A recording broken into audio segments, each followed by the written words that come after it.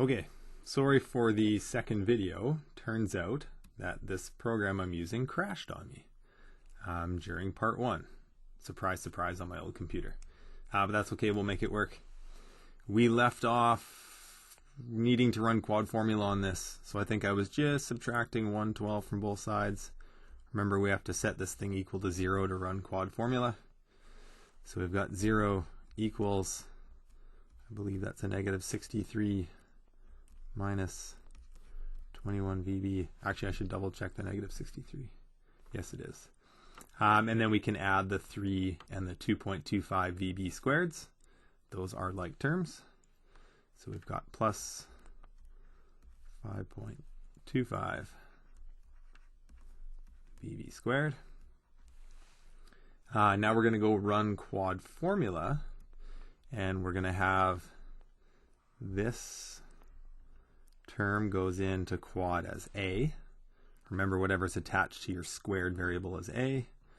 Whatever term with its sign is attached to your single variable goes in as B. And whichever constant term doesn't have a variable attached, that's going to go into quad formula as C.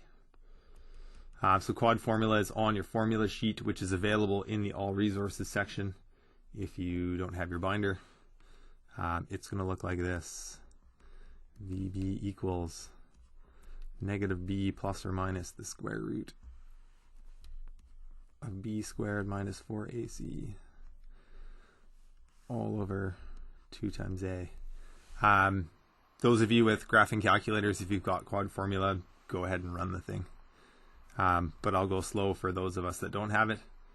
So plugging those variables in, negative 21 into a negative B comes out at positive 21 plus or minus the square root of B squared. This is a negative 21 squared, but remember, if you forget the brackets when you square a negative, it's going to come out as a negative even though you wanted a positive. So I'm just going to call it 21 squared minus 4 times 5 1/4 times negative 63, and that's all divided by 2 times 5.25.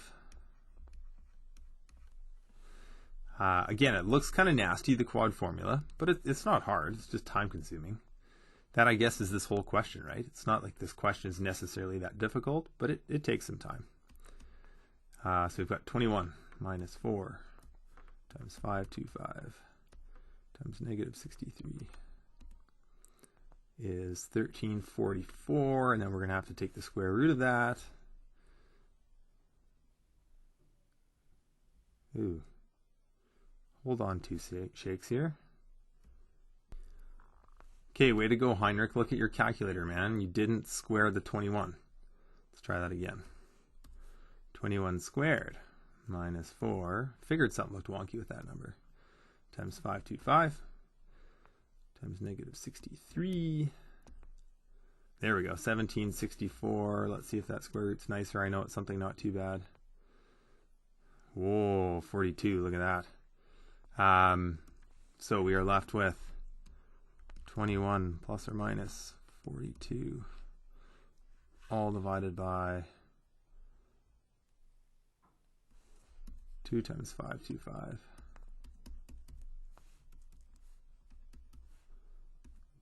10.5. Now remember, there is not a plus minus like uncertainty happening here. There is a 21 plus 42 over 10.5 and a 21 minus 42 over 10.5. Do make sure that when you go to type that in your calculator, you remember the brackets, because we want that addition to happen before the division. And on the other side, we want the subtraction to happen before the division. And we end up with, let's see, these two answers. 21 plus 42 all over 10.5. So we get 6. And we get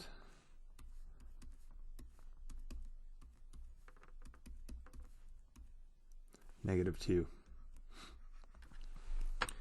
Now I want you to think about those numbers a little bit. It actually turns out that something kind of cool has happened. We've seen one of those numbers before attached to VB. Because remember, that's what we just solved for. VB equals 6, VB equals -2. If you'll let me scroll up here for a moment. Looking back at the question, here's object B on the right-hand side, and wouldn't you know that -2, that was actually VB, object B's initial velocity. So what's really, really cool is after going through substitution and FOIL and distribution and quad formula, you're going to get 2 answers. And of those 2 answers, one of them has to be the initial velocity. So we can look back into the question and go, hey, that's actually my VI. That's not the number I want for the final velocity, obviously, but the cool thing is it tells me if I've done all of those math steps correctly, because you have to get the initial velocity. So had we not gotten a -2, something had gone awry in the question. Sometimes students will say, well, what if I get -1.95? Is that close enough to -2? And unfortunately, the answer is no. It needs to be exactly that initial velocity. So since I've got the initial velocity and it's bang on -2, this is a good thing. That tells me that I did the math correctly after having to stop and catch my mistake, but that's okay. That means the other velocity, that's your final velocity for object B. Now, that's only object B. And sometimes students are like, oh my gosh, do we have to go through all of that again for object A? What are we doing?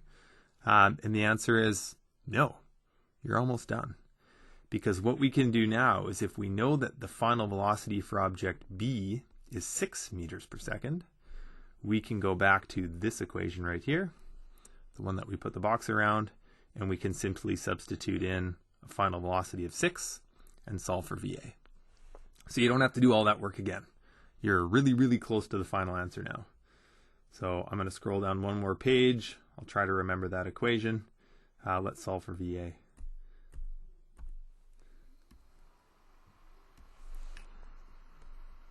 So VA was 3.5 minus 0.75 VB.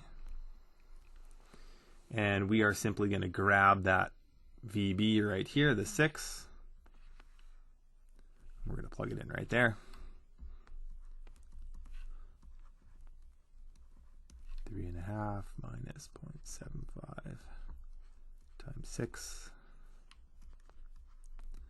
And we'll head to the calculator for this one. Minus 0.75 times 6. There you go. Get a final velocity of -1. Oh man, sorry about that. Another hiccup with this program. My computer is angry at me today. -1. So let's just sort of clean up those 2 final answers at the bottom. Make everything a little bit more organized. So your final velocity for object A, get our 2 or 3 sig figs, was -1 meters per second. And the final velocity for object B was, what did we say, 6.0 meters per second. So there you have it. That is the longest, again, I don't want to say the hardest, right? The longest, maybe the most tedious question that you will do in all of Physics 11. And if you check back on sort of how many pages I've got here, that's beautiful. There's a lot going on there.